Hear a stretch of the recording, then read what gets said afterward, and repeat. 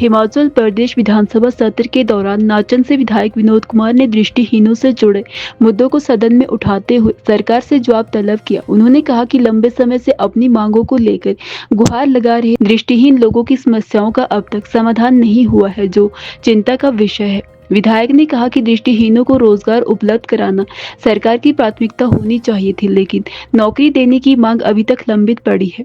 उन्होंने सरकार से इस दिशा में ठोस कदम उठाने और जल्द समाधान सुनिश्चित करने की मांग की। इस दौरान उन्होंने सदन में राजनीतिक टिप्पणी करते हुए कहा कि जिस तरह पूर्व में राहुल गांधी संविधान की प्रति लेकर लोकसभा पहुंचे थे, उसी प्रकार उप मुख्यमंत्री मुकेश अग्निहोत्री भी संविधान की किताब के साथ चर्चा में शामिल हुए। उन्होंने इसे सदन में चर्चा का विषय बताया।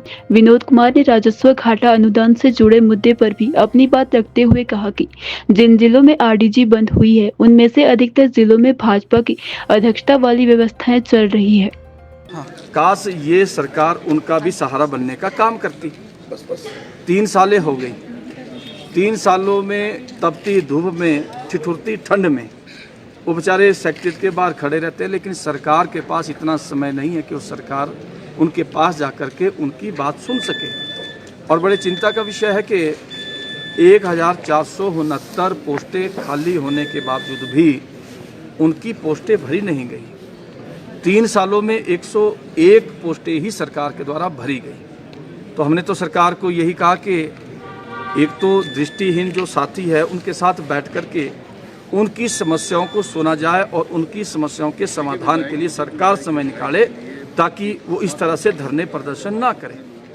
और दूसरा हमने ये भी कहा कि ये जो बैकलॉग के तहत 1459 सीटें जो है, ऐसे क्यों कि बीच बीच में गैप में उनको भरने का आप लोग प्लान कर रहे हो, क्योंकि इनका रिप्लाई था कि हम साल के 2 बार हम इनकी पोस्टों को भरेंगे, लेकिन कितनी भरेंगे वो सरकार ने स्पष्ट नहीं किया। तो हमने सरकार को कहा कि आप इस बात को सुनिश्चित करें कि बैकलॉग के तहत जो पोस्टें भरी जानी है उनका समय बाउंड करें और उस समय के अंदर वो पोस्टें भर जाए, ताकि जो दृष्टिहीन साथी जो है जो धरने प्रदर्शन कर रहे हैं उनको धरने प्रदर्शन ना करना पड़े। ये हमने कल सरकार से निवेदन किया है। ये मैं बताना चाहता हूँ कि जो दृष्टिहीन साथी है इनसे सरकार ने किसी तरह की कोई बातचीत करने की अपनी ओर से कोई भी कोशिश नहीं की है, नंबर 1।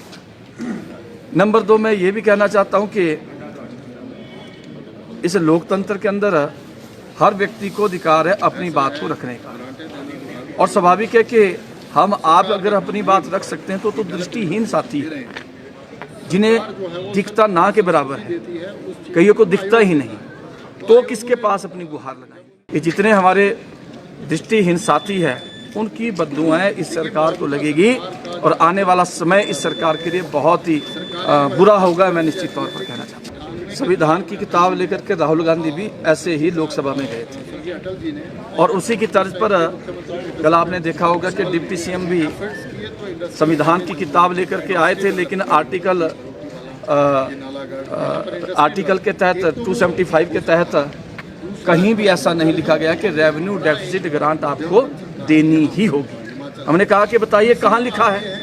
और दूसरी बात यह है कि मैंने पिछले कल भी कहा था कि अगर आप रेवेन्यू डेफिसिट ग्रांट की बात करते हो और दूसरा आप ये कहते हो कि केंद्र सरकार ने आपके साथ धोखा किया, ऐसा इन्होंने कहा कि पक्षपात किया, धोखा किया, हमारे साथ अन्याय किया, तो मैंने कल भी कहा कि ये जो रेवेन्यू डेफिसिट ग्रांट आपको 1974 से मिल रही है, 1974 से लेकर के 2014 तक लंबे समय तक मैक्सिमम इन्हीं की सरकार के अंदर में रही है।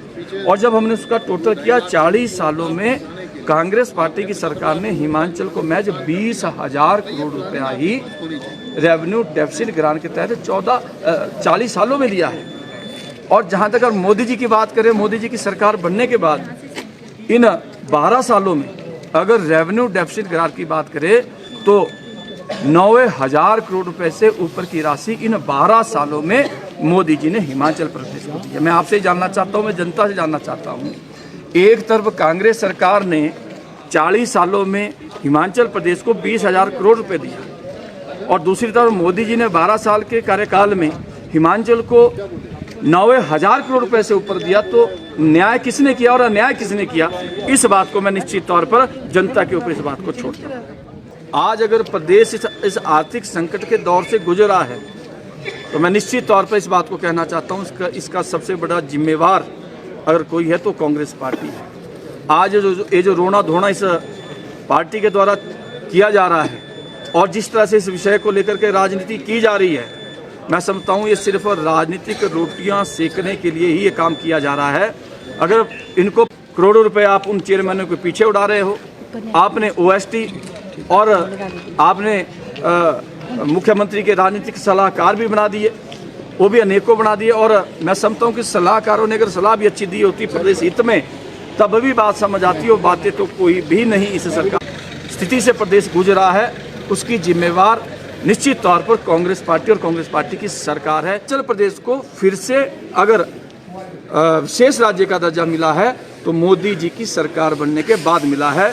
तो मैं इस बात को निश्चित तौर पर कहना चाहता हूं, केंद्र ने हमेशा हिमाचल की मदद की है, पहले भी की थी, आज भी कर रहे हैं और आने वाले समय भी करेंगे। अगर आप तो मैं समझता हूं हमेशा केंद्र ने, मोदी जी ने, भाजपा ने हिमाचल को हिमाचल के हक से बढ़ करके दिया है, ये मैं निश्चित तौर पर कहना चाहता हूं।